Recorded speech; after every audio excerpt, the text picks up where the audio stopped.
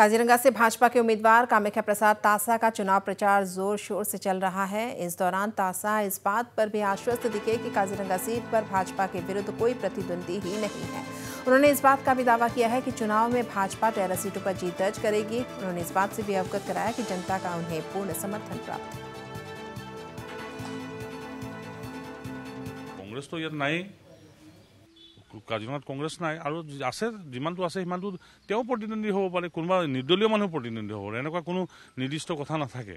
ৰাইজে বিপুল সংখ্যক ভোট দিব বুলি আমি আশা কৰিছোঁ। মুখ্যমন্ত্ৰী ডাঙৰীয়াৰো আশা আছে, প্ৰধানমন্ত্ৰী ডাঙৰীয়াক আমি নৰেন্দ্ৰ মোদী ডাঙৰীয়াক তৃতীয়বাৰ কাৰণে প্ৰধানমন্ত্ৰী বনাব লাগে। আপুনি এতিয়াই কৈ দিব নোৱাৰে যে মই ইমান লাখ ভোটত, পোল কিমান হ'ব।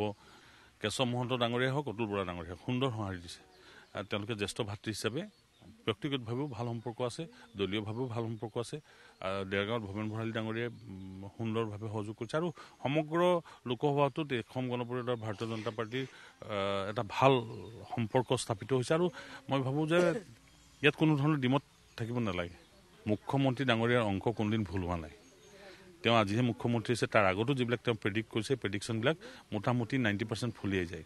গতিকে তেওঁ যিহেতু জনসাধাৰণৰ লগত ডাইৰেক্ট সম্পৰ্ক আছে, বাকীসকলৰ নিচিনা চ'ৰ্চৰ পৰা সম্পৰ্ক কালেক্ট কৰিছে সেই কথা নহয়, তেওঁ ডাইৰেক্টলি মানুহৰ লগত সম্পৰ্ক ৰাখে। সংখ্যালঘুসকলে নিজে যদি মাৰ্কা মাৰাই লয় যে আমি আৰু বিজেপিক ভোট নিদিওঁ, আমি বিজেপি আৰু ধৰ্মীয় দল, এনেকুৱা যদি ভাবে তেওঁলোকৰ লছ।